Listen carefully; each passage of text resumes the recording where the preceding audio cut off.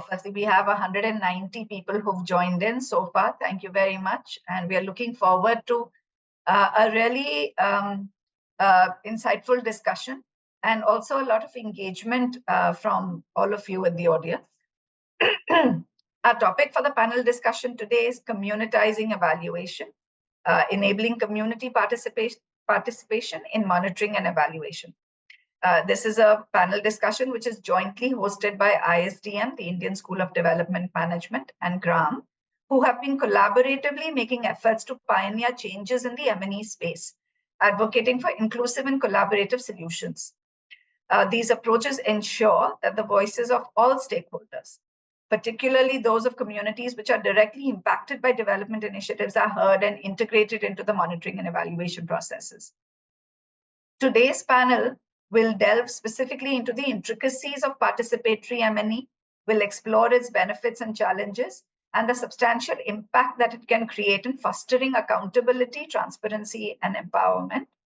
And we are hoping that by emphasizing the importance of involving community members and other key stakeholders in the evaluation process, we will be able to highlight how this paradigm shift can enhance the relevance, the accuracy, and the sustainability of development interventions.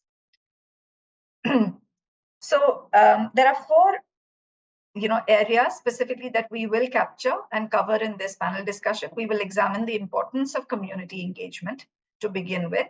We will delve into some challenges and barriers and roadblocks to inclusive M&E.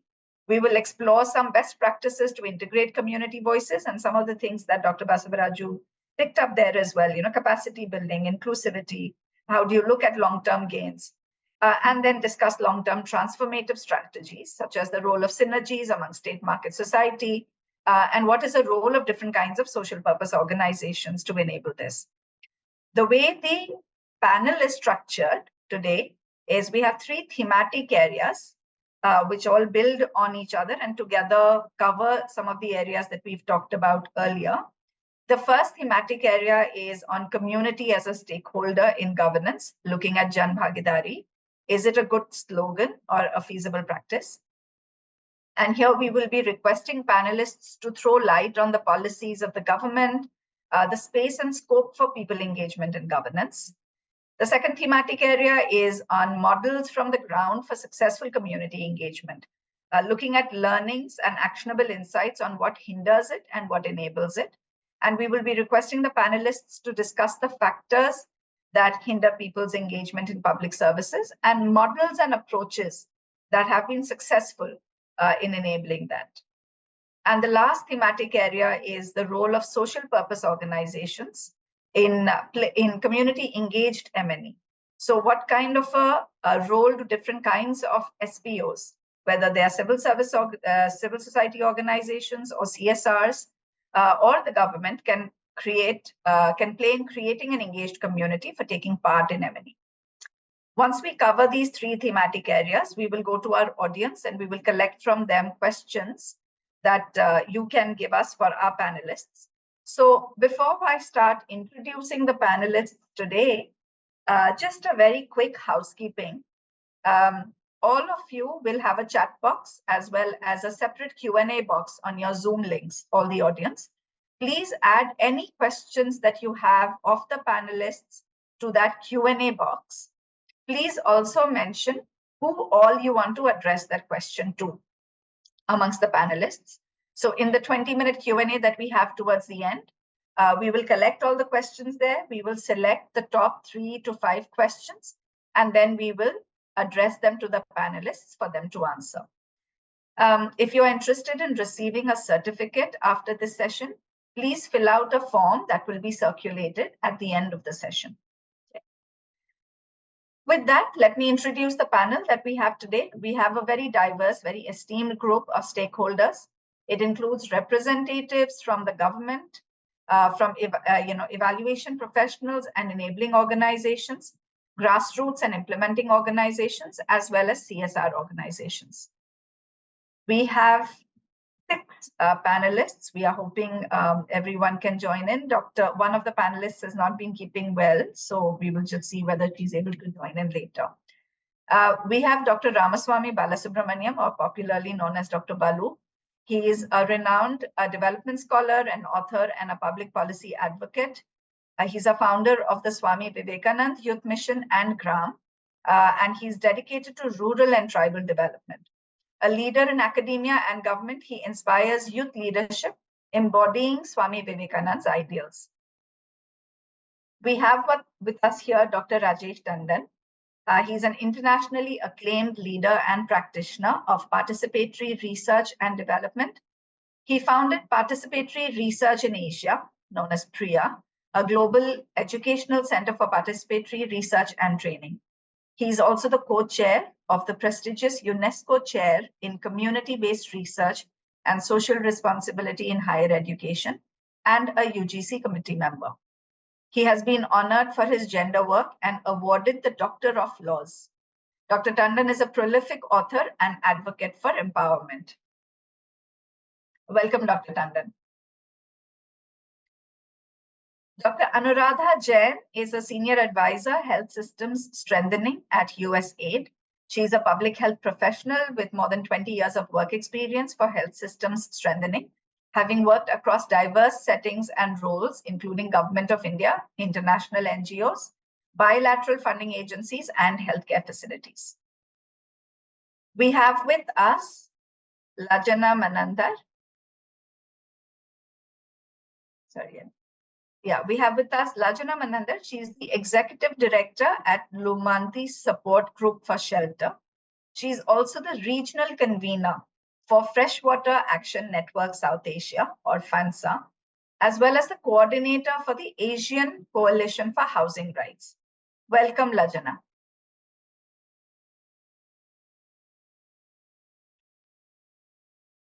And finally, we have Saiju Chako. He's an independent evaluator with almost 20 years of rich and varied experience in the areas of training, evaluation and studies, program management, and corporate compliance audits.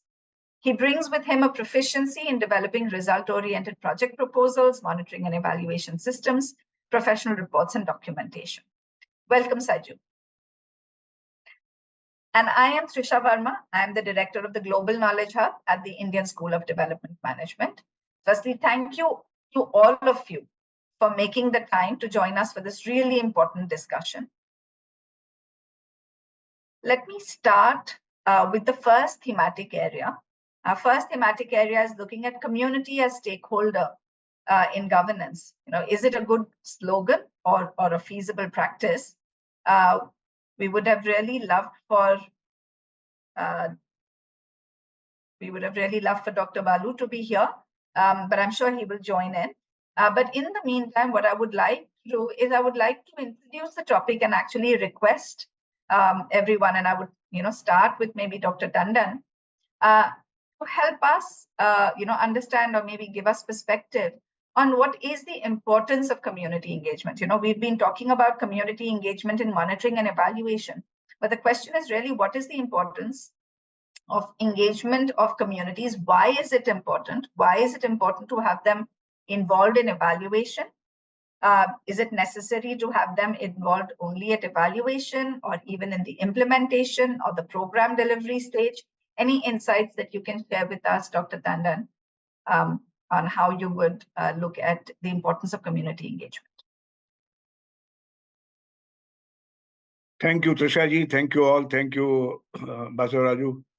Namaskar to everybody, and welcome to this conversation, important conversation.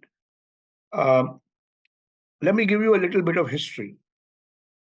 Having been around for 45 years, I do know history personally. It was in 1978 76 that the Alma-Ata Declaration on Primary Healthcare of WHO was passed. And the Alma-Ata Declaration of Primary Healthcare was that health can only be ensured preventive, promotive, and curative health. Health can only be ensured when individuals and households and communities take responsibility and get involved.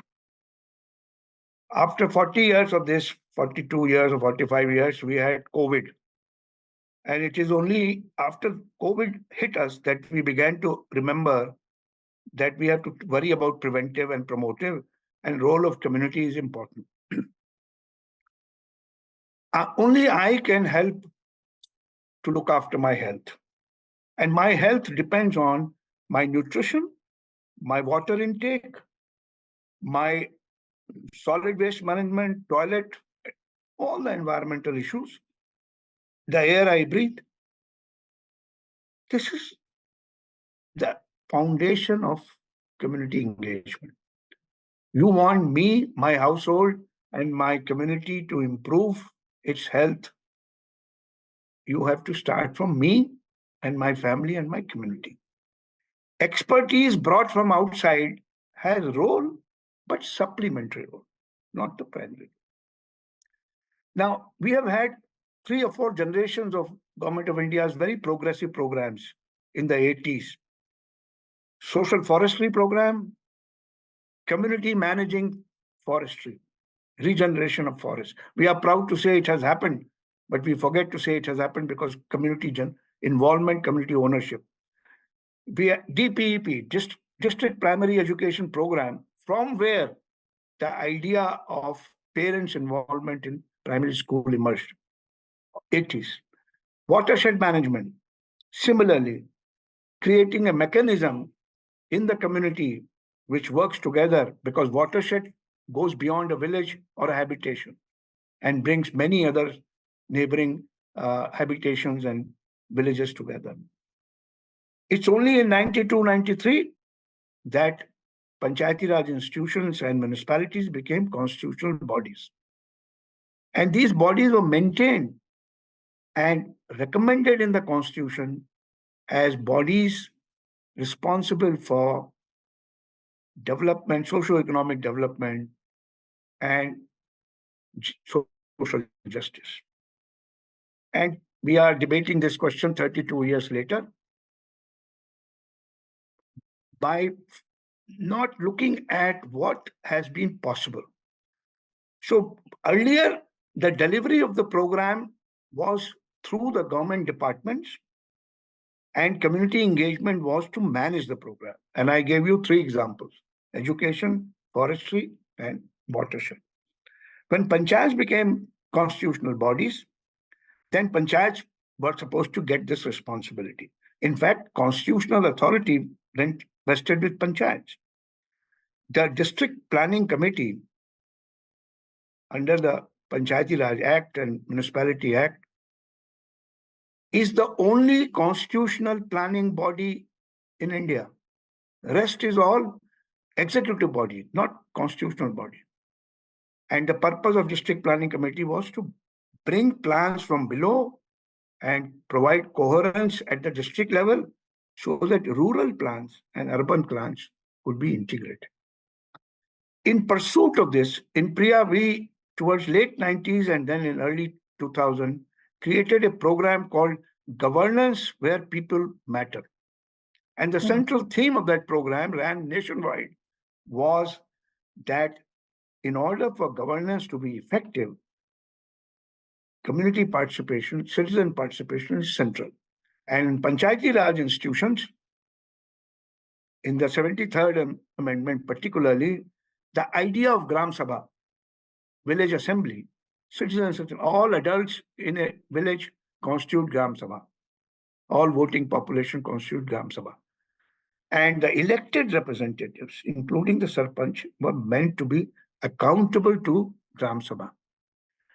By the way, this is the only constitutional provision where elected representatives are accountable to the community, constitutionally accountable.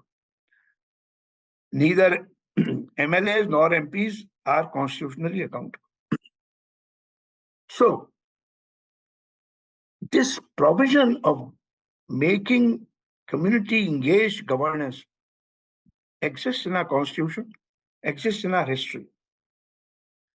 The shifting role of government in delivery of public programs after these constitutional bodies in panchayats and municipalities came about, that has not been realized.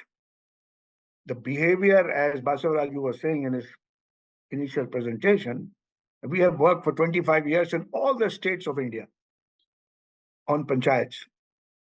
And nowhere we found redefinition of the role of government officials vis-a-vis elected local bodies. And therefore, the idea that planning, monitoring, evaluation will begin from the bottom up based on some macro program criteria and macro investment, obviously. But how will that happen locally had to be redefined. And this, unfortunately, has not happened. Even provinces in the past, which had more devolution, more local support for communities to involve themselves, they have gone back to more centralized functioning. And we have to acknowledge that local community engagement will come through a universally defined common program, like watershed, like WASH, any program you say. Nationally, programs are defined with common parameters, but its actual implementation has to be contextual. And in order to contextualize it, it has to be enabled, because government officials on their own can only do top down. Government works vertically.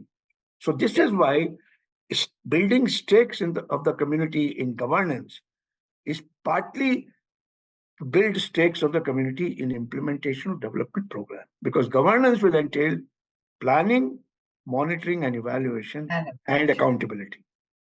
Understand. Thank you. Thank you so much, Dr. Tandon. Actually, everything that you've said kind of leads me to something, which I would have followed up with after this. But firstly, it's really fascinating what you're saying about how the evolution of the government mechanism and the locally elected bodies has created a certain, environment in which that community engagement is being challenged. So a question, to you, but particularly I know because we've had this discussion earlier to both Lajana and to Saiju, is on looking at models for community engagement. So Dr. Tandon talked about models of community engagement historically, which have been very successful. But given the evolving context, are there models for community engagement that you have seen that have been successful, and what have been those enablers and barriers? And I'm also wondering whether there is any perspective that you can add to what's the role that government officials play versus elected bodies play versus communities themselves, and other stakeholders in that environment. What is the role that they play in creating this ecosystem of enabling versus challenges? Yeah. Thank you, Trisha. And it was very nice to hear from Rajesh sir.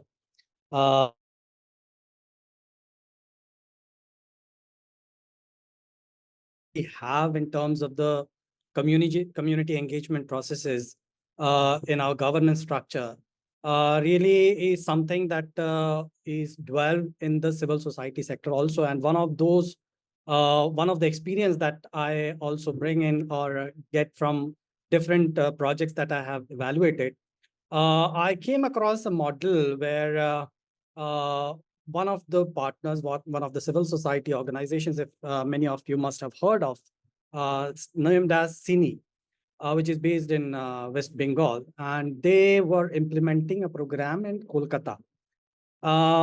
In this program, there was one of the very innovative model that they had adopted, which played out as which played a very crucial role in the overall community engagement process. And that particular strategy that they used was called as a beneficiary feedback mechanism. And this mechanism actually is mainly conceptualized by UKA, but and then it was part of this program. They piloted this concept there, in which we came to know that through this beneficiary feedback mechanism, how community was engaged not only in designing the feedback mechanism, but implementing and analyzing the data and taking out the and also being involved in the process of identifying what would be the measures that need or the corrective actions that needs to be taken based on the feedback they had provided. So the complete cycle that we are talking about, it's not just involving them in the process of getting information, but also in the process of decision making. So that is a kind of a model that where we understood in this beneficiary feedback mechanism process. The community decided, okay, this program was around the maternal and child health nutrition. So the program involved a lot of services from the government facilities. And these facilities that the beneficiaries or the communities were receiving, the communities had to provide a feedback on how they are, what kind of services they are getting, what is the quality of it, are they getting it timely or not. So with in consultation with the communities, these parameters will be called out. What are the parameters? How will you rate, or how would you say that these facilities or these services are functioning well? And these communities decided the parameters, and the feedback process was defined by them also. And together with the organization, they brought in 4-5 different ways of getting this feedback process. The one of the ways that they decided was a feedback box. Just like we have a lot of suggestions box in an organization. So one of the methodology that they adopted was a feedback box, which where if they wanted to put up an anonymous feedback, they could put that.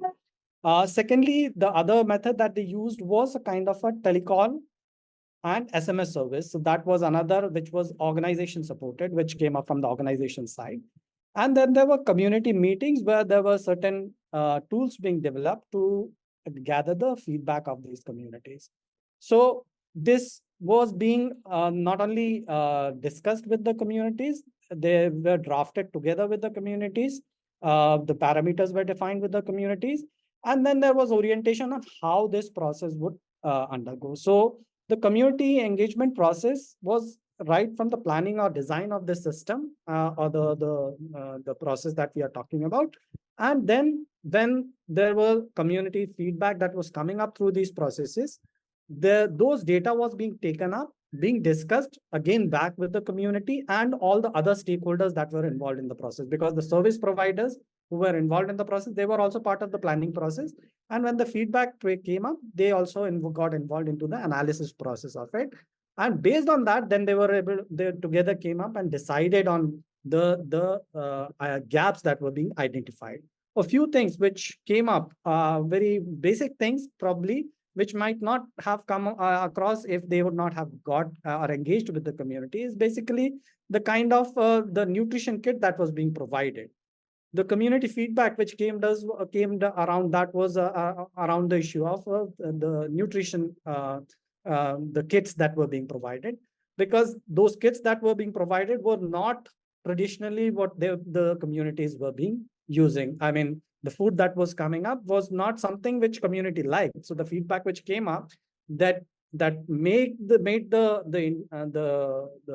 government think about what to do about this. If the community is not liking it, how to improvise that. Secondly, it was also about the timing of the visits that were being made by the health workers. So the feedback was around the timing, because most of them were away for work at the daytime and only in the evenings they were available. So the feedback came around the timing. So very practical and basic issues which the community was facing, the challenges that the community was facing was brought at the front. So what I mean to say here is the process of community engagement is not only a process of engaging them to collect information and data, but throughout the process of right from the design stage till the analysis and decision making stage, the community engagement is very crucial and important. Thank you so much, Saiju. I think that is such a recurring theme between you, what you are saying, and Dr. Tandon is saying, and also what Dr. Basavaraju was saying about the importance of community engagement right from implementation to monitoring and evaluation, rather than it coming in later. Lajana, you have a perspective which is very unique and very different from all of us. You have perspectives on community engagement and understanding monitoring and evaluation, implementation, etc., in countries beyond India. So any learnings or any insights or any experiences that you can share with us from Bangladesh, Nepal, other countries in, again, on-ground models that have worked, and what are the monitoring evaluation tools or perspectives that have made a difference, from a community engagement lens and to the success of the program itself. Thank you, Trisha. Namaste to everyone. I am actually thrilled to listen Dr. Rajesh Tandon. Thank you so much, educating us always. It's so thrilling to hear you. Right, yeah, okay. See, this community engagement is very, very important. It's very important. Without the role of the community, without acknowledging, without recognizing the contribution, the role of the communities in the community development and also development of the society, the nation, I think we don't go anywhere, right? So it is very important that we acknowledge, that we give the space, and that we recognize the role and contribution made by the communities. But unfortunately, we don't see it happening very much. And their role and contribution in the monitoring and evaluation is actually lacking. The space is not given much. But because now you're asking me for any good successful example, I think I would like to give an example from Nepal now to start with. Nepal introduced a national sanitation and hygiene master plan in 2011.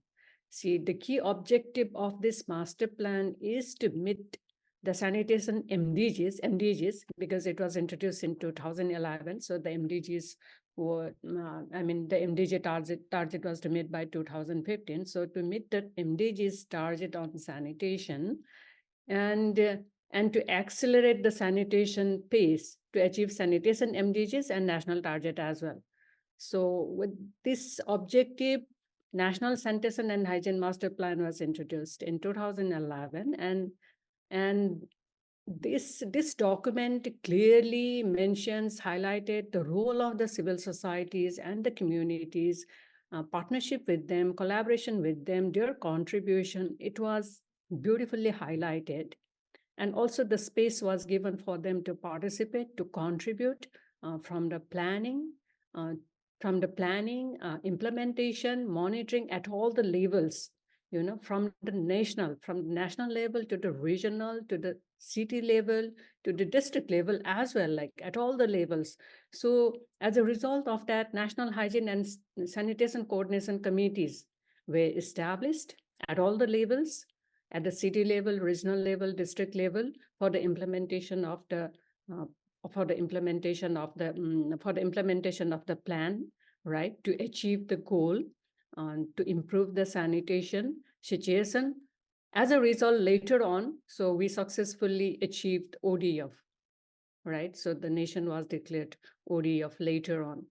But then, like the whole process, the whole step from the national to the local level, the space was given for community to come, to participate. So when we say the communities, it's not only community, it's all the stakeholders of the communities, women's schools, schoolgoers, school sanitation programs, schools and women, and from, the stakeholders from all the set of the communities, they were there. So anything to do with the sanitation was actually invited, regarded as the important stakeholder, right? And they were given space. So I actually was a part of this process, and I believe, and I thought, and I also believe that that was a beautiful example set by the country that actually recognized, the role of the communities and also the space given. But unfortunately, that we don't see the same thing happening or being replicated by other agencies, right? And other projects as well. So this is one of the beautiful example. I mean, there's also another beautiful example is community-led, community-managed forestry program is also regarded as a very successful program in Nepal. And also it is also regarded as one of the best examples that we have been able to do the, this revived all the forest because of the community forest management program, the approach that has been taken, communities given responsibility, their roles being recognized. They are the ones who is managing the forest, right? So this has actually led for the successful of the community managed forestry program. But then many times we don't see that, this example is being replicated. So this is just limited only to the projects, 1 or 2 projects. The challenge is how do we replicate? Why this success is not happening at all the levels, in all the projects, in all the development scenario? Why it is not happening? We have to do the project. The organizations has to work one project, another project, and introduce all these different interesting tools to make it work. But then this happens only there. If you don't work in other areas where the work is not initiated, where the project is not initiated, where the community is not mobilized, where the civil society organization is not active, we don't see anything happening. So that is the challenge. Thank you so much, Lajana. Again, all of you have talked about, successful examples of where it has been implemented. Community engagement models have been implemented and they have worked. And the benefits have been there for everyone to see. The question that I want to ask, and I'm going to direct this to Dr. Tandon, because Dr. Tandon brought up this very interesting perspective on how there's been that evolution from the 1980s to where we are today. And Dr. Tandon, if, with the vantage point that you have, would you be able to help us understand what is it that has been a barrier to community engagement today, versus what you've been seeing from the 1980s, where you're saying it seemed to be such a natural part of how things have worked? You talked about the watershed management program or social forestry or DPEP, where it was such a natural or organic part of the program. What has changed, or are there specific aspects maybe to the ecosystem or to the program that hinder community engagement? And are you able to throw any light on that for us? Thank you very much. And thank you, colleagues, for those wonderful clarifications and examples and illustrations. There are 3 things that I want to comment upon in light of what you could call shifting challenges. The first is that internationally, you might consider this provocative, but internationally, globalization and nationally, centralization, a phenomenon that gained pace at the turn of the millennium. So decisions, on the one hand, devolution has happened constitutionally. Panchayats are supposed to function, municipalities are supposed to function. But on the other hand, the locus of decision-making is shifting up and up. And in fact, for certain issues, the locus has gone beyond national boundaries. So there are agreements, there are ways of, taking decisions, investment issues, etc., which are, so this is one trend. The second trend, which is specific to our context, is that irrespective of all the changes that have happened, and many have happened, very good changes, very competent, committed officials in our government work, all the levels. I have met all levels people. But the structure of government is top-down. The language used in the government is delivery of program. And delivery means I am responsible to deliver it to you. And to you, I call beneficiary. So even if a certain individual in the government or certain official in the government is more concerned, motivated, competent, the system remains vertically down. And in this system, uniform policies, programs at national level, earlier they were devolved at provincial level. In fact, there were regional programs earlier. They have all become centrally defined. And as a result, the official in the front line at the district level or block level has to deliver and has a micro indicator at which he should deliver and report, because there is a centralized platform on which the data is being collected. Now, because of this vertical situation, it is not that previously 20 years ago it was not there, it was there. But there was a recognition that there is an enabling mechanism. We call it intermediation. Intermediation implies taking uniform policy program and interpreting it contextually in the context of that local body. And this is a role that all kinds of actors have played. This is a role that voluntary organizations have played, civil society organizations have played, individuals have played in many places. It's a role that many places schools and colleges have played. I've seen colleges playing the intermediation role in certain parts of the country, in certain programs, particularly education and health programs. Health centers supported the intermediation. So now that space for intermediation, and most importantly, independent financing for intermediation has disappeared. Why independent financing? You want an intermediary to do matchmaking negotiation in intermediation between government officials who have program resources and community actors, panchayats, etc. So if I get my financing by a contract from the same department whose intermediation I am doing, I am basically an extension of the government department. My autonomous capacity to play this role depends on ensuring mutual accountability on both sides. As an intermediator, my role is accountable to both the community and the government official, and that I can do only when my capacity is independent, my resources are somewhat independent, and my ability to play that role is strengthened. That has weakened. And the third thing which I must comment, it was there earlier also, but it was not so profound. We have now an intellectual divide between those who went to university and those who did not. Somewhere amongst all of us who went to college and university and became all kinds of experts, including who went to ISDM and including who went to public policy institutions everywhere, we have become intellectually arrogant. We have lost respect for community's own knowledge, capacity, and ability, its own institutions and mechanisms. Communities never say, we know it all, but they also expect that you will respect what they already know. Don't devalue that.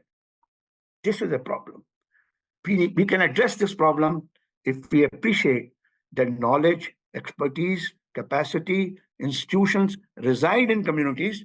Not everything is perfect. There are conflicts within the community. All that is given. But let us not be dismissive of what they know, what they can do, what they have been doing without us anyway. Let me stop it. Thank you so much, Dr. Tandon. I'm just thinking this is to me already a masterclass in the hindrances. And I was just taking notes as you were talking, the three challenges that you've called out. At the same time, and I'm going to address this question again to you and Lajana and Saiju, just apologies, I will come to you, but Dr. Tandon has to leave in a few minutes as well. So I really do want to pick his mind on it. So Dr. Tandon, you've talked about what the challenges are, and you've talked about the evolution of those challenges as well. But in your experience, and I'm talking now particularly where we are today, right? Where we are today in terms of the ecosystem, in terms of all of these challenges existing, the intellectual divide, globalization, nationalization, etc. But in this context, would you be able to share with us examples or principles maybe of some successful community engagement that you have seen? And is that the same as what it was 20 years ago? Or do you think that in this current context, it's a particular kind of engagement that makes sense and that has been working? So any examples of success? There are many examples of success. The purpose of highlighting challenges is not to say nothing is working. Quite a bit is working. Innovation is taking place. My colleagues have given. I will give you two types of principles that have worked.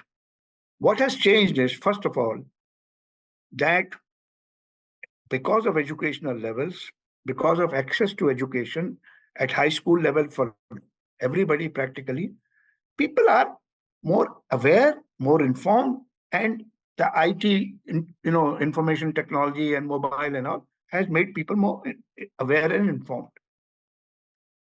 This requires, therefore, linking them up to sources of information which were earlier intermediated through persons.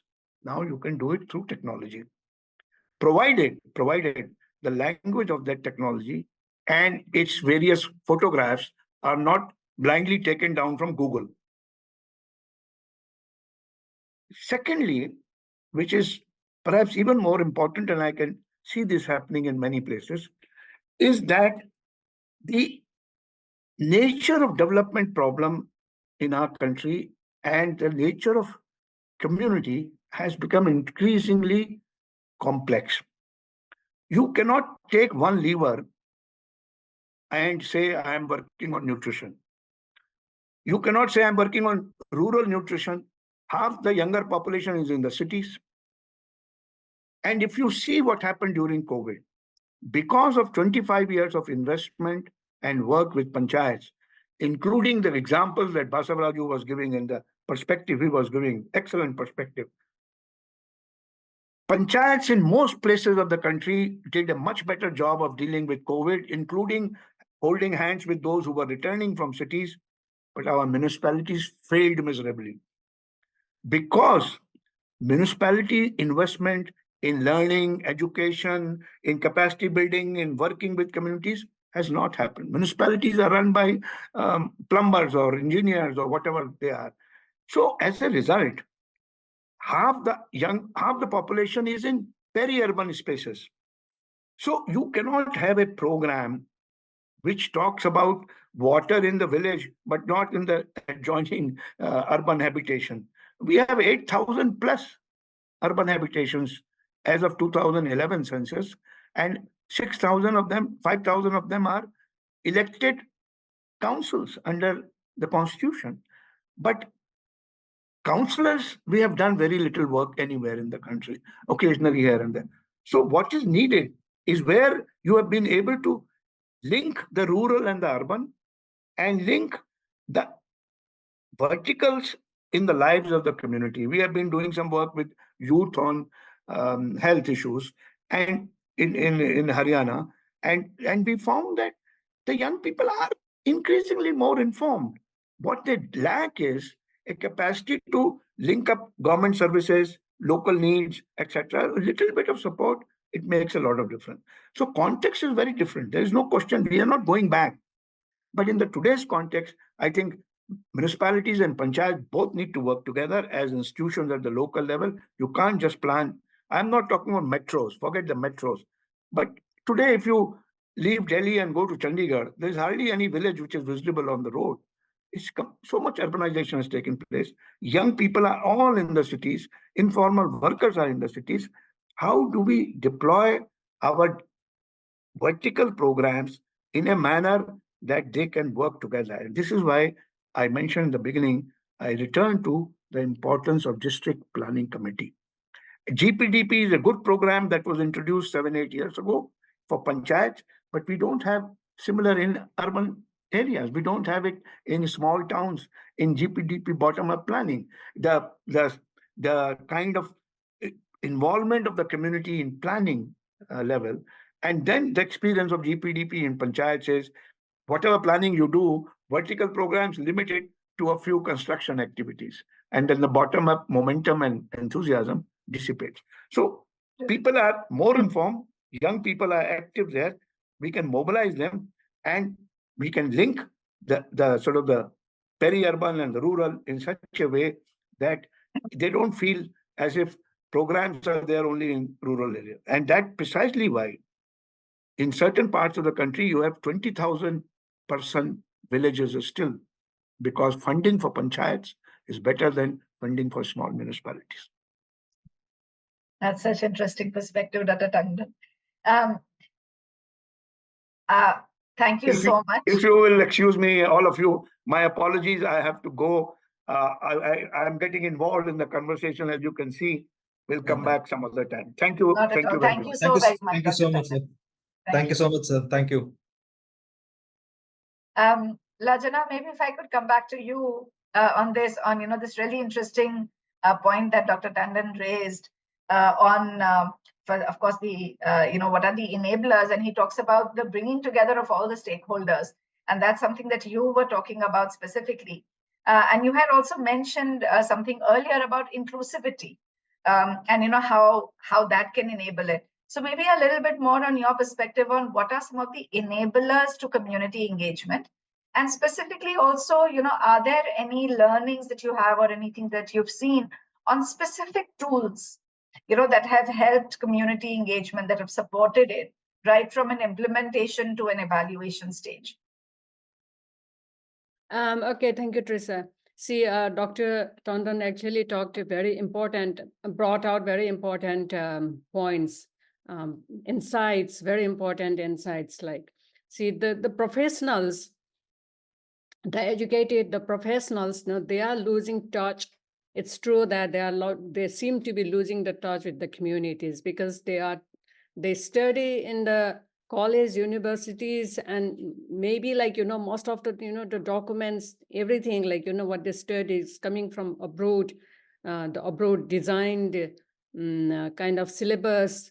And so they are just getting trained on what is being age-old kind of education system. Also, they are losing the touch with the communities. So it is very important, how do we sensitize them so that they understand the community issues, they work closely with the communities, they are together with the communities, they come with the supportive nature, how to support the communities, the role of the professionals in supporting the communities. That is very, very important, and that is what we are seeing it's missing. We from Asian Coalition for Housing Rights that I'm supporting for coordination, what we're actually trying to do is now we have actually supported in getting established a network called Community Architects Network, CAN, at the Asia level. So this is they are the architects, young architects, and we have helped them to network themselves, to form a group, and then work closely with the communities, particularly focusing on the housing, but going beyond housing as well, helping them to design their houses, helping them to design the community environment, infrastructure, helping them to understand the technical aspects of the housing. Otherwise, because housing, it has become so much technical, how do you help communities to understand the housing in their own language, in their own ways, helping them to design and making it affordable, right? So all these things, making it a very participatory process, but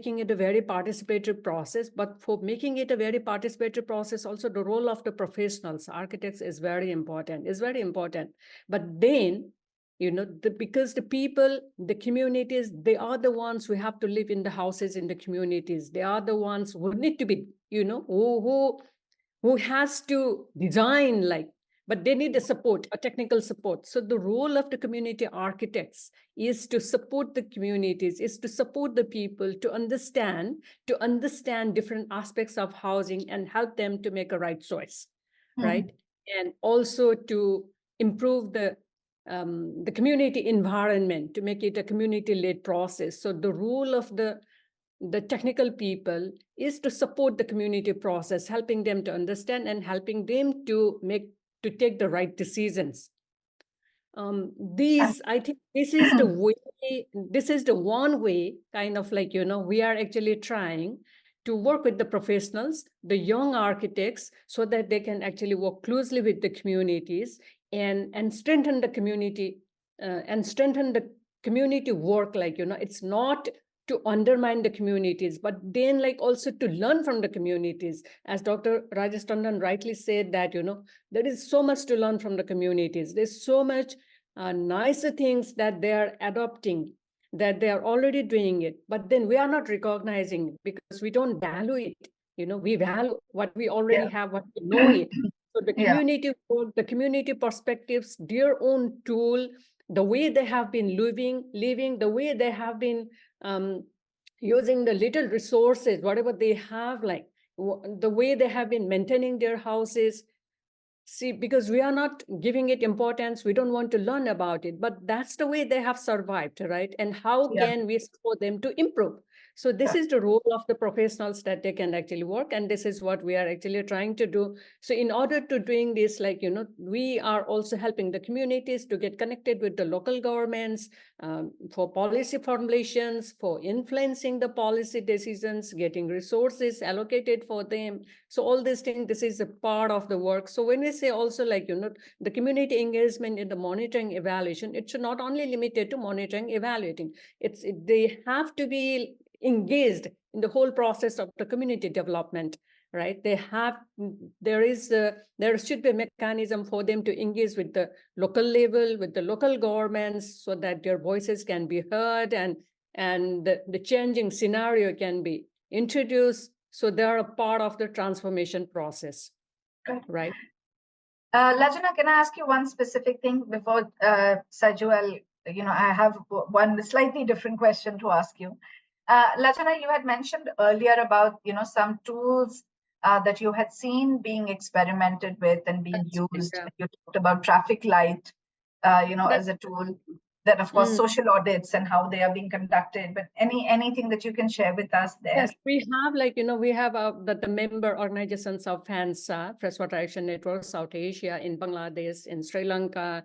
They have actually used various tools, also in India and also in other South Asian countries as well. And in Bangladesh, the SKS Foundation, our member organization, has actually introduced this participatory monitoring mechanisms that actually involves the community people in monitoring the services. And then whatever they have actually found while doing the monitoring, they are sharing with the local governments, with the duty bearers, and then demanding for change. So that is actually effectively it's being implemented. And as a result, even the government's people are consulting, are inviting the community leaders for consultations, and also now they are also contributing in the planning process and to address the issues that they have actually found during the monitoring process. So this is also happening. In Sri Lanka, our Center for Environmental Justice, our member organizations, member organization of FANSA Network, they have also actually established community monitoring centers in some communities, in some areas, right? And the purpose of that is to collect the community voices, to collect the community perspectives, opinion on, what are the services, what are the status of the services, what is happening, particularly with the sanitation, water and sanitation, but not excluding the other public services as well. So what is the situation there? So that is like collecting the community opinions. They're also using the survey questionnaire as well for getting detailed information, which the civil society organization is actually compiling, and then taking the information, the community voices, to the duty bearers, so that they can actually get a response. So it's like civil society organization kind of like, playing a mediating role, or getting organized the communities using various ways, using various tools, getting their perspective, getting their opinions, getting their feedback, and then taking it to, it's not only like, civil society organization doing this intermediary role. What we are also trying to do is, or even they are also doing like, having a collective meeting together, like, organizing a series of meetings at the communities, like where the government people are invited, local government officials are invited, where the policy issues are discussed, where the community's opinion are asked, so that change can actually happen. So the people have the opportunity to influence the policy decision. In Nepal, we are organizing social audits, always like when we organize the social audits at different levels, the communities are invited, government officials are invited, so where they can actually listen, hear the community voices. So all these various tools, techniques, that are used and applied by various organizations in many countries, right? But then these are to organize the communities, bring their voices. But what is important is also organizing the communities, strengthening the network. Federation is very important. So unless and until they are organized, their organizations, their network is strengthened, they are federated, the network, they come as a network, they are not able to put their voices like, only like, individual consultations or one community consultations, like, kind Understand. of one group consultation. It doesn't come out strongly. So it's very important that we actually, form the communities, form the community networks, support them, help them to get strengthened so they can Got it. actually give input. Thank you, Lajana. Thank you. Saiju, can I come to you with a slightly different perspective to the same thing? I think the other side of the coin. Dr. Tandon earlier talked about some very structural challenges, or at a very macro level, challenges to community engagement. Lajana has talked about some very specific tools and frameworks that have worked in India and outside. Could you, give us some insights on some of the barriers, not from a structural level, but from a process level? And there were some things that you had talked about earlier. You had talked about, for example, looking at a comparative analysis of evaluation and understanding how it can be contextually made, relevant, or power dynamics, in diverse communities, or capacity building to engage community. So maybe if you can give us some very process level on ground challenges that you see which deter community engagement. Sure. Yeah. So speaking about the process related challenges, in fact, I'd like to bring to your notice regarding some experiences that I have faced where with regard to the process, we face a challenge. And this was a program which was implemented in Odisha. It's a program around disaster risk reduction.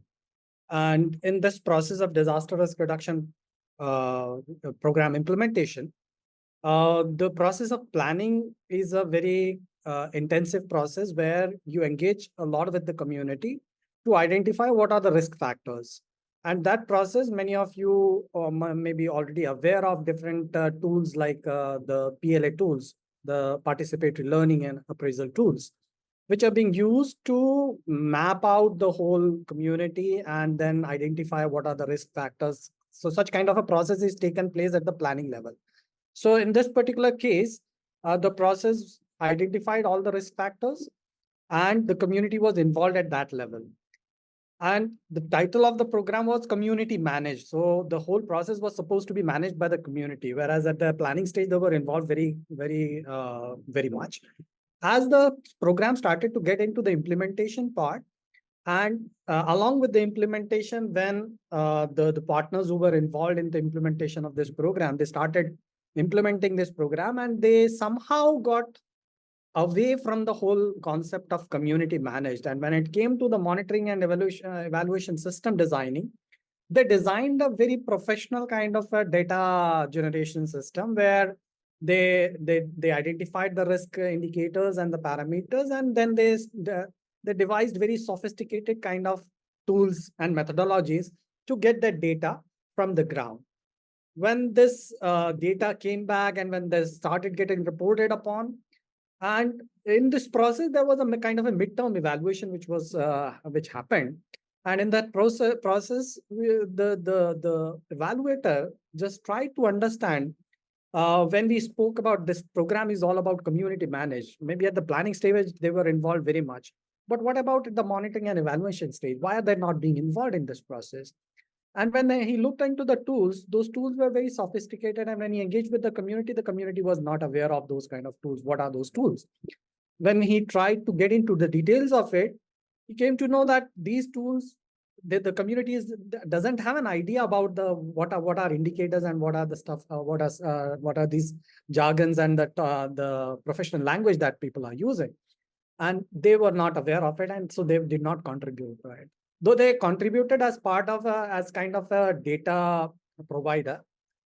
They were being interviewed and they were providing, but they were not actually involved in the process of analyzing on the decision-making process that I shared earlier is supposed to be involved in the process. So then the partners were being asked to revisit their monitoring design and the systems. And they went back and then reflected upon why this is not happening. And when they looked into it, the gap was very much very easily understandable that the whole design is a very professional design, whereas it is not matching with the capacities of the communities. So then they had to get back to the drawing board and then revisit the whole system.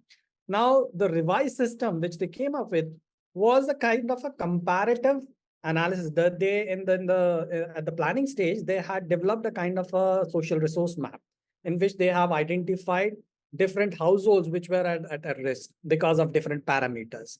Now that map was being used to make a comparative analysis. Okay, certain interventions have been made. Now, what do you feel? Where they engage with the community and then they together try to understand, okay, this particular family was at risk before we started this intervention.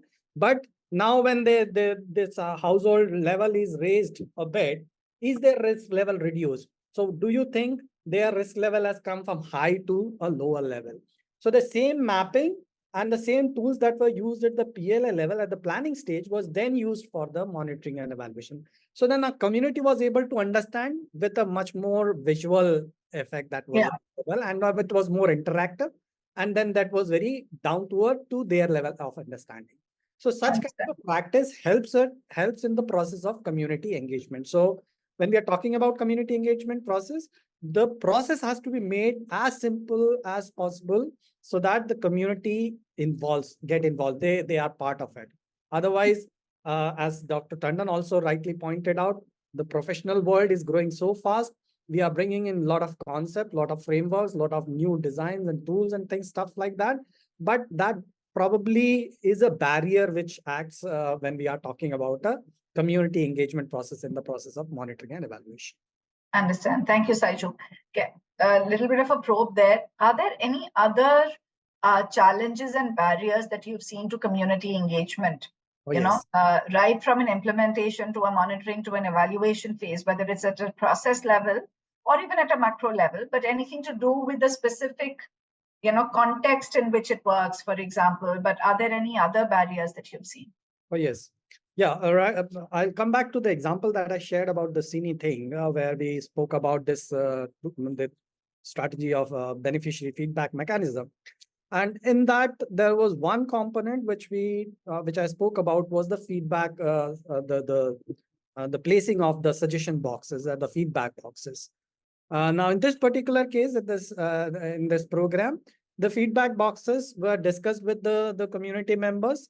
They said we have to place, generally the feedback boxes are being placed at some isolated places where nobody can see, but the community decided it has to be placed at some location where it is visible, where people have to have an access, and where there is a flow of people so that nobody understands what is happening. Anybody can go and do that.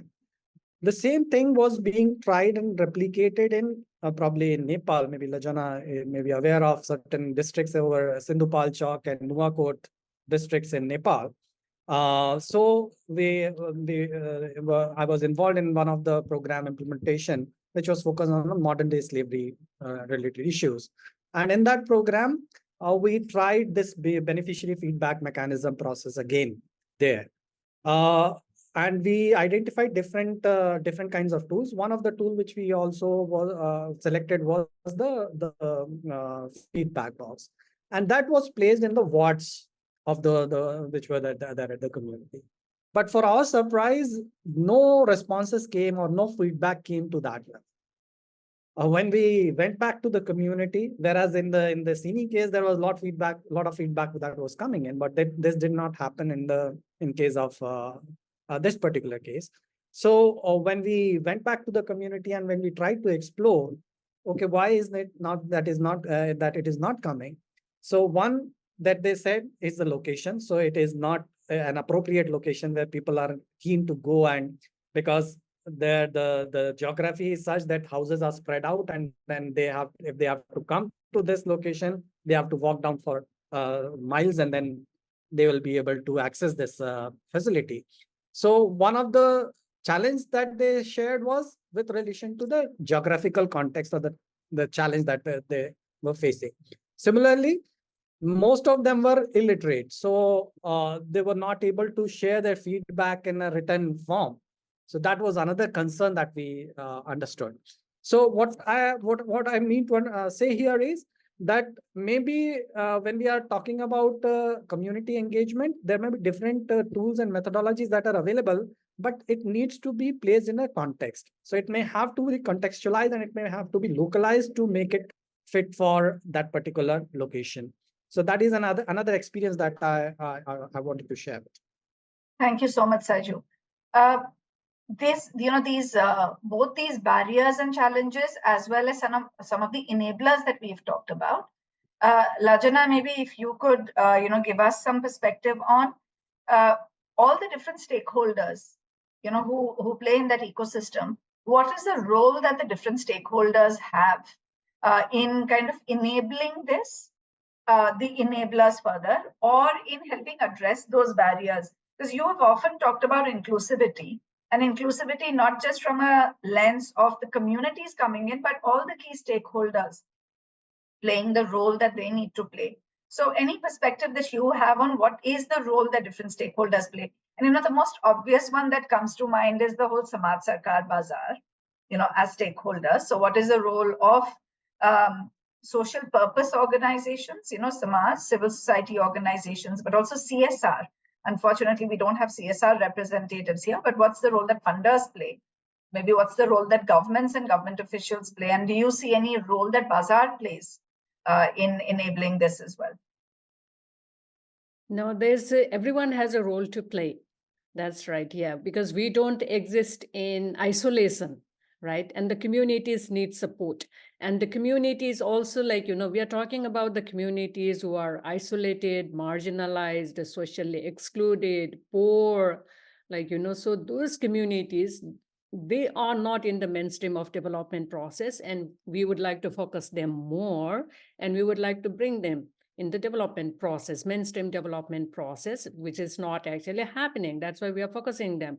And therefore, we have a role to play. We need to educate them, capacitate them, we need to identify what are the gaps. It's a resource gap, knowledge gap, information gap, capacity gap, linkage gap. I mean, there are so many gaps there, right? So we need to identify and we need to see what is lacking and help communities to understand, help them to speak out what they feel it. So that is very important and need to get them organized. Unless and until, because I also spoke earlier, unless and until they get organized, it's very difficult, to make the change happening in the community. So the organizing part is very important. And then when we say, okay, we need to ensure the inclusivity as well, even when you talk about the monitoring and evaluation and your participation, we need to ensure that the men will participate, women participate, the children have their own views, youth, the role of the youth now coming out very strongly, people with disabilities, LGBTQI communities. So I mean, all the people, the senior citizens, so we need to ensure how their needs, how their voices, how their participation can be strengthened, how that can be regarded as a building block in this, the transformation scenario. And we all have a role to play. So we all need to provide information, knowledge, training, whatever we can. The government need to provide the space. The government definitely need to provide the space, need to reflect all these things in the policies, right? So then unless and until it is reflected in the policy, the government will not do anything. So it's very important, they provide a space, they provide a platform, so the communities have a space to talk to the government, to make their demand, to the local governments, to demand for the resource for the communities, to see how the resource is allocated. So all these informations, support, capacity enhancement, so we all have a role to play.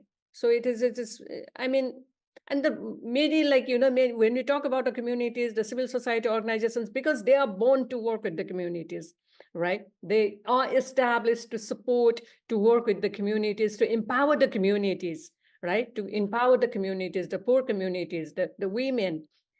So they have, I think maybe they are playing a bigger role now at this moment, they are playing a bigger role, right? So that they are playing the bridge role, they are playing the role to bridge the gap between the communities and the governments, right? But of course, the private sector, you're talking about the CSR, then, the private sector, it is also important that they have a sensitivity towards the needs and rights of the communities, right? It's not only the other stakeholders, because they are also one of the key stakeholders, but the CSR, I don't think they are really coming out very strongly in the communities. But then, there are the other, like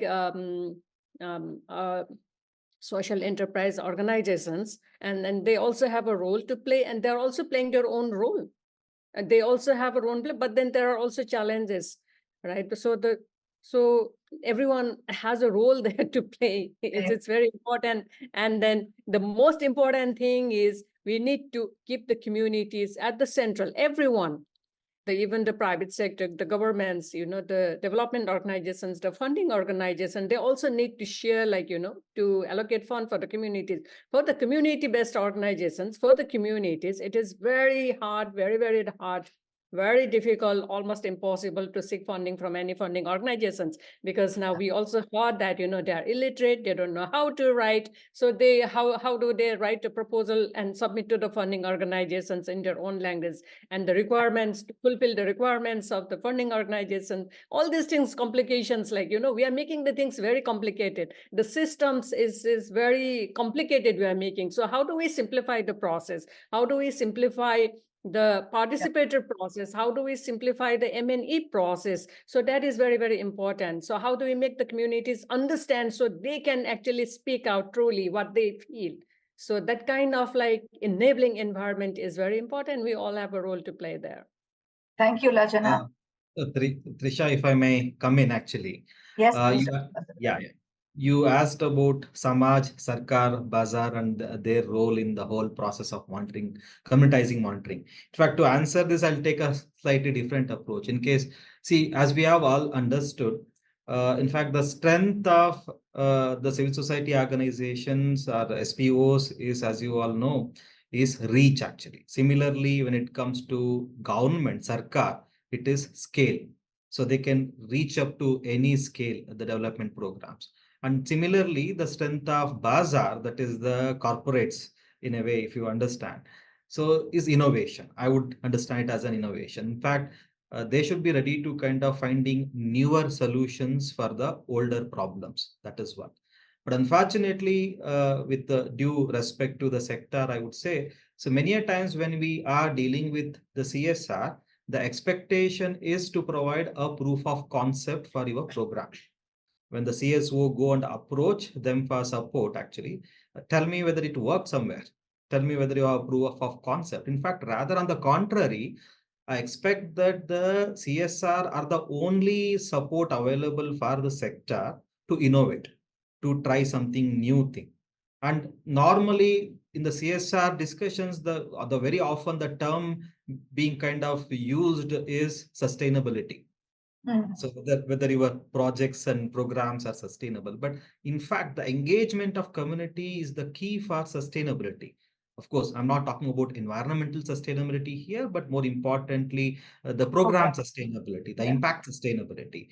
See, they should be, and like many of the participants responded or even perhaps questioned in this platform today is, of course, community engaged program implementation as well as community engaged monitoring and evaluation takes time. It's a long-term approach. So it's not a T20 match. It's a test match we need to play here.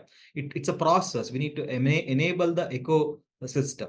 So that is something I think the CSR sector required to appreciate. Okay, we need to invest in the long term, not just in the CSOs implementing this program, but the CSO implement the program, but with engaged community that takes a slightly different add-on approach in the whole program. I think that is something required here, I would say.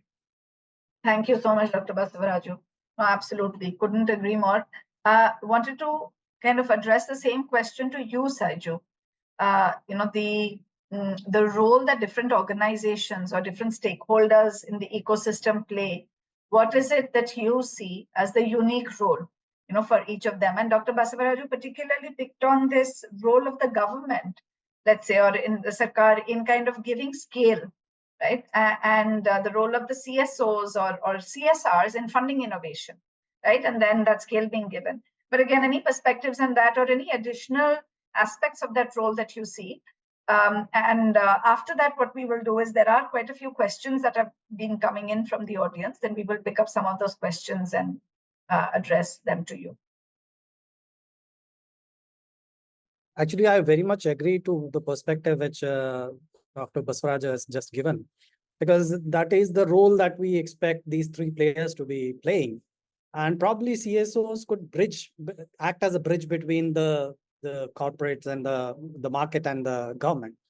And that was one of the points which Dr. Tandon also raised up, that the role that the CSO, that there is a need for or a space for somebody who is autonomous, who can play that role in terms of between the community and the government, between the community and the corporate. So CSOs could act as that bridge between these players that we are talking about. And in that process, I believe the connect of the CSOs, as you said very rightly, the reach of the reach of the CSOs is very much to the communities, whereas the other two lacks in that, and probably that is the advantage which CSO could bring in. Whereas the technology, the innovation, the resources that are required for community engagement, that could come from the other side of it. So probably that bridging aspect is what I believe that role can be. One final question to you, Saju, because I know Lachana has already talked about it as well. Do you see any role for Bazaar? And I'm talking about Bazaar not in the context of CSRs. CSR still, I think, being very much part of Samaj and funding innovations, let's say, that are seen through CSOs. But any other role that you see for Bazaar in community engagement? Actually, if I reflect on the programs that I evaluate, many of the livelihood programs, if we go through our livelihood programs which are being facilitated by many civil society organizations, most of them struggle in terms of they are good in the reach out, they are good in mobilization, they are good in skilling people.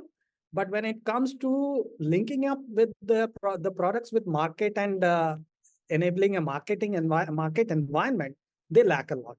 Probably that's where a lot of these market players can play a big role in terms of giving that space for innovation as well as linkages for marketability of whatever is being produced at the ground level through these CSO innovations and expertise. So I believe there is a lot of that can be done at that. Thank you so much. Thank you so much, Saju. So, Lachana, you wanted to say something? Yes, yeah. See, it's very true that communities find difficulties, they have difficulties, challenges in finding markets for whatever, they produce as a part of their livelihood. But then the big markets are actually finding the communities as their big customers, the poorest, the poor, they are reaching out them, like, they are reaching out, right? So the communities are kind of like exploited by the big markets. They are exploited. They have to pay everything more for the services that they get from the big markets, from the private sectors, if we have to say, like, say, education, health service, whatever it is. Public services is not really good, and people would like to have a quality service. So also, like, it's a quantity versus quality also we can talk about, like, if they really want quality, like, so they have to pay more.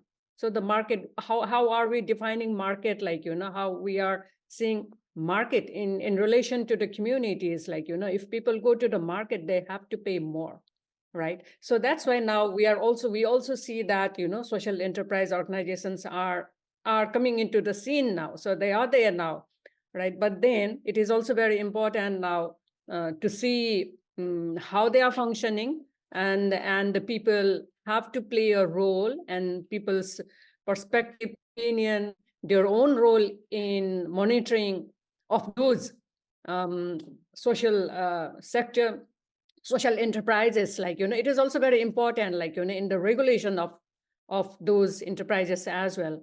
so that they maintain a fine balance between, respecting the community needs and rights, delivering for them, and also making profit as well, because they are for the profits, right? So that's very challenging. But then we see that those organizations are also rising, right? And they are making some delivery to the communities, which is very important. And communities are accessing those services delivered by them. But then it's very important that I think they need to be regulated. So the markets, like what kind of market, what kind of market we are talking in relation to the communities, and what kind of market need to be developed, to cater the needs and to cater the services for the people. So I think that's not really talked much or not really discussed much, but I think it's time for us to, discuss on these areas as well. Great. Thank you very much, Lajana. Some of the questions that have been raised by the audience are very much in this land. I'm going to pick up 3 questions. We have about 20 minutes, so I will pick up 3 questions and maybe just address them to each of you. I'm going to start with you, Dr. Basavaraju. There's one very interesting question that was asked on what is the feasibility of participatory approaches in today's time? Because the closer we get to the field, the salaries or the money reduces significantly.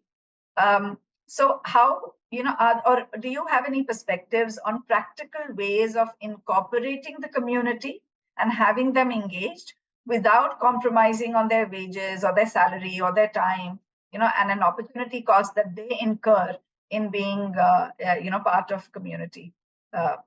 Any thoughts on that? Thank you. In fact, the models I spoke today about, it could be JAS project, or it could be the COVID Reach program we did, or the SDMC programs we keep doing, School Development Monitoring Committee engagement programs we keep doing, all are happening in the present day only. In fact, I'm not presenting something in the history. It's all the present practical possible programs actually. So why I say this, because if you go to the community, if you kind of engage the community right at the beginning while planning, I tell you, one of the program we do, the Sugamya Shiksha program, wherein we adopt the entire school, probably do the comprehensive development of both learning as well as infrastructure we take up there. The first thing, we go and ask the permission of the local community there. See whether we'll go them and ask. So whether we can come to your village and do this program. If you want to do this program, what are your expectations? Number one. Second two is then tell us also about your contribution. Let us do a participatory school mapping than just jumping into saying that, oh, I'm so and so organization, I've come here to do all these activities. In fact, although we had a plan, we had a clear plan to do that, but we never went to the community saying that we are coming to do all these programs. First is respect the community, ask them what they want to do, and as well as ask them what they are ready to contribute. That makes them more engaged and interested. That's number one. Second thing is, in order to kind of compensate or probably take care of the opportunity cost, as I said at the outset, we need to understand, okay, say local community, when are they available? Say in many, say I come from the rural background. In many of our villages, Monday is a agricultural holiday, like how other people in the staying in the urban area has got Sunday as a holiday. Monday is in many places it could be some other day in some other community. Can we do our community engagement program? It could be our monitoring program, our Janarogya Samiti Sabha, our School Development Monitoring Committee Sabha during that time, that day. Or similarly, what would be the appropriate time in a day? So we can consult the community that, say, can you come in the morning or can you come in the late evening? Is it possible? See, the problem is, as in the most of the cases we have seen, the local providers, it could be it NGOs or be it the local the service providers, they want to do all this community engagement according to their convenience. They don't want to let go their Sunday. They don't want to come little earlier in a day and conduct this program. But on the contrary, we keep expecting the local community. In fact, the fundamental thing is, if you want to, kind of be successful in community engaged program implementation as well as monitoring, is respect the community. Yeah. Go according to their feasibility than considering your convenience in the whole approach. I think then that will automatically happen. Thank you so much, Dr. Basavaraju. Again, it's so fundamental. Respecting the community as one core element of how you need to ensure that your community engagement programs are working. I do have a question for you. The question that's being asked is specifically on how do vulnerable and marginalized communities get involved in community engagement. But actually, I want to bring it back to one of the points that you had made earlier about how there are some on-ground realities, right, of conflicting perspectives or misalignments, or there is power dynamics in diverse, in a community, language barriers or cultural sensitivity or caste-based, issues. So all of these various very community-based issues, which themselves kind of create, community engagement challenges.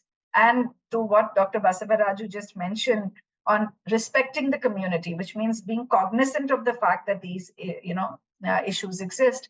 So given this entire context, are there any learnings that you can share on how do we engage with vulnerable, marginalized communities and have them intrinsically a part of community engagement programs? You are on mute, Saiju, I think. Sorry. Yeah. I think it's a very deliberate choice which each organization or the facilitating body has to make of involving different groups within a community, because when we don't focus on certain categories of people, sometimes there is a tendency to miss out. As I was just sharing about the experience that we had in Nepal, there one of the cross-cutting themes that we have taken was inclusive process. So in that process, we ensured that as per the ratio of the disability in the community, we have to include the persons with disability in the BFM, the beneficiary feedback mechanism process that we were speaking about. So we made this deliberate choice that we have to make this process inclusive. And there, as part of the process, we brought the first level of intervention is to bring people on board as part of the structures that we are trying to indulge. Now, those structures, probably as you rightly pointed out, because of the cultural issues, because of the language barriers, because of the societal and the power dynamics and different kinds of issues, the participation may not be as we expect. And there we need to do the defreezing, and where the capacity building process has to take place, the sensitization process has to take place, where these people can work together at one platform. So that capacitation and sensitization process is a challenging process, but we may have to invest upon it. Unless we do that, it may create a kind of act as a barrier for such kind of bodies or such kind of committees or such kind of structures to function. So first of all, we may have to bring them together. Secondly, we may have to invest on sensitization and capacitation of these ones.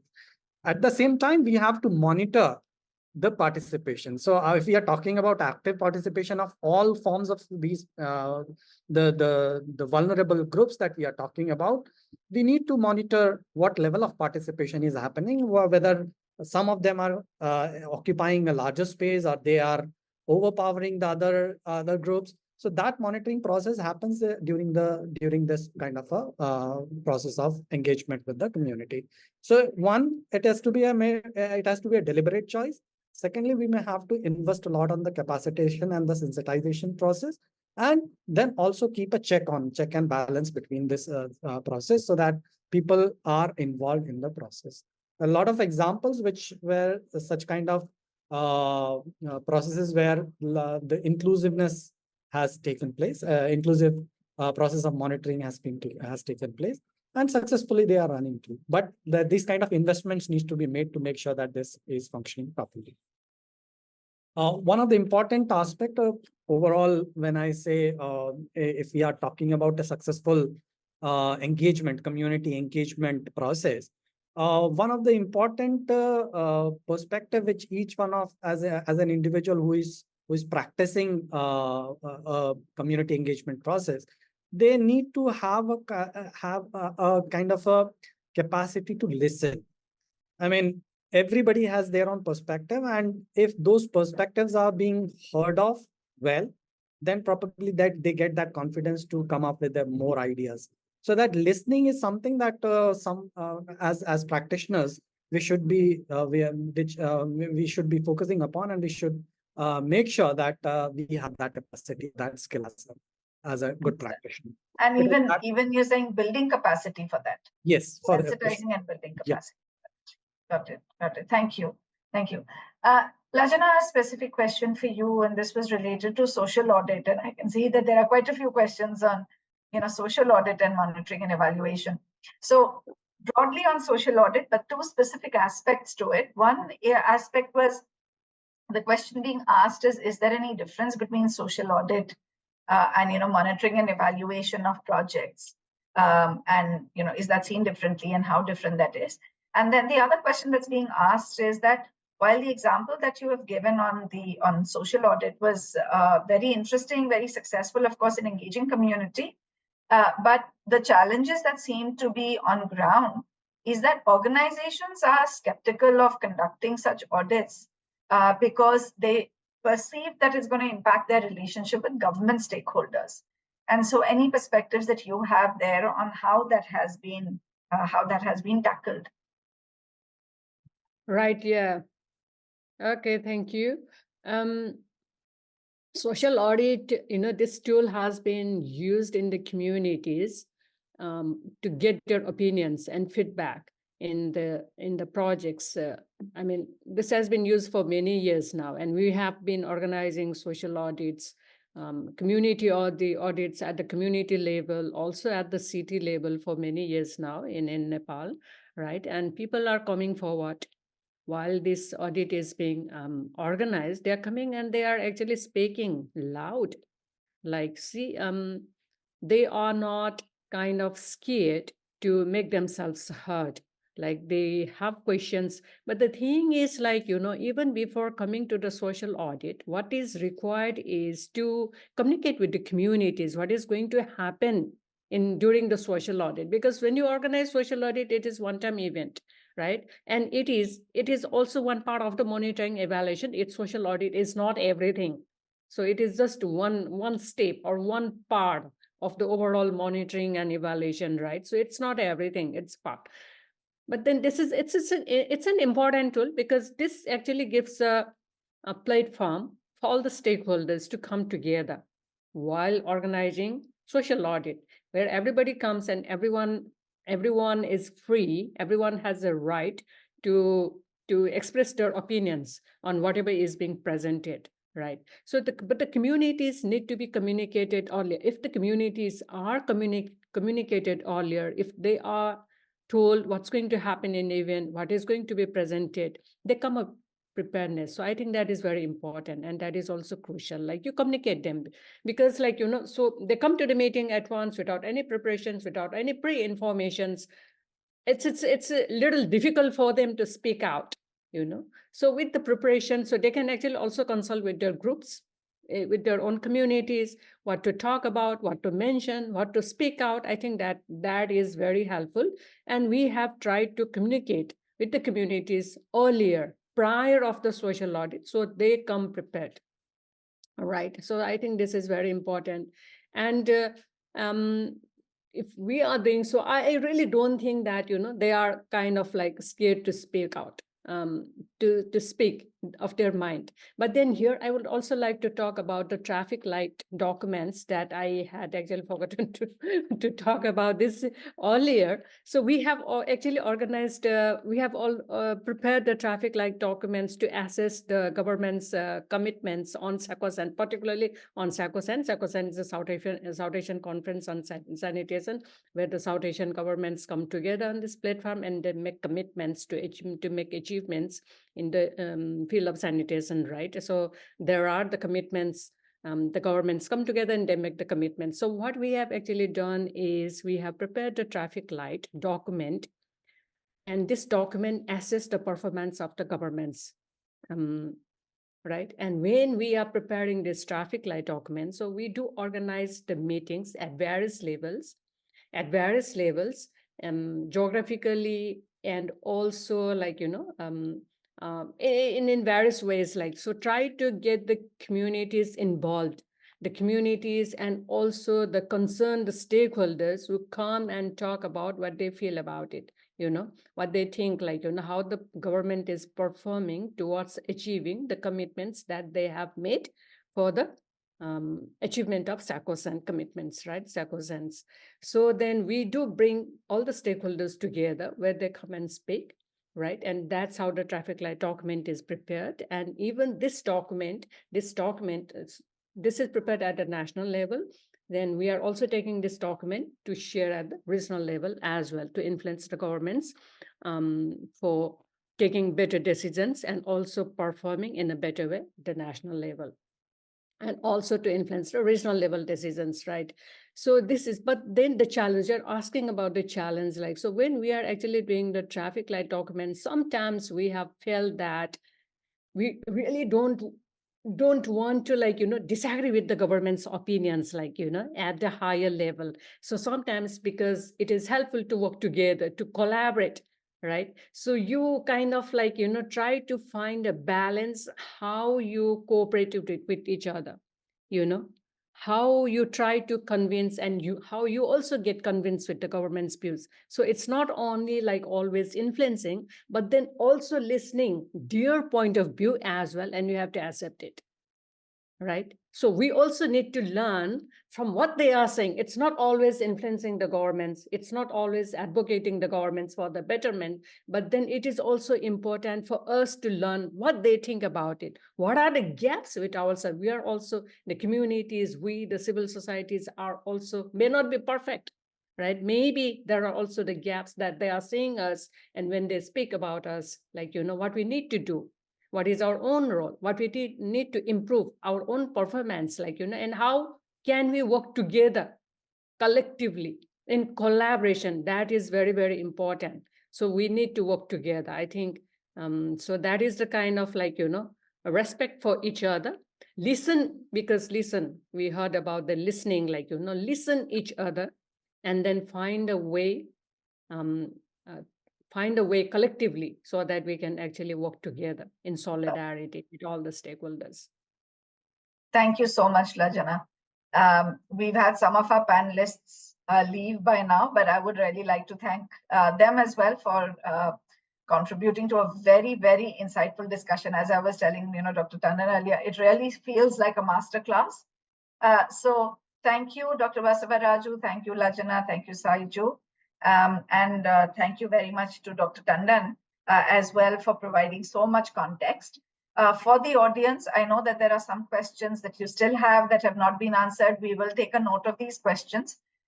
We will be sharing with you actually the learnings that are coming up from this session, and we will send it out. It would be great for you to once you receive it and you've gone through it, to let us know what you think, if there is anything else that you would like us to add to it, or any other questions that you have. Please feel free to continue this discussion, share it with us, and we will also take a note of it. There is a lot of work happening between ISDM and GRAAM on some of these areas. So any perspectives that you have here will continue to be built in into the work that we're doing.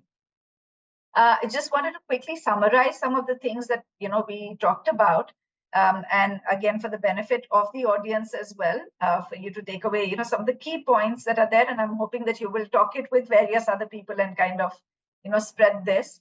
Very interesting kind of insight on the first theme that we were talking about, which is community engagement, how critical it is, and at what point is it critical. And the discussion was around evaluation of community engagement and how that has changed from 1980s to now. So with the changing role of government officials, locally elected bodies, etc., and therefore a need for community engagement to redefine itself.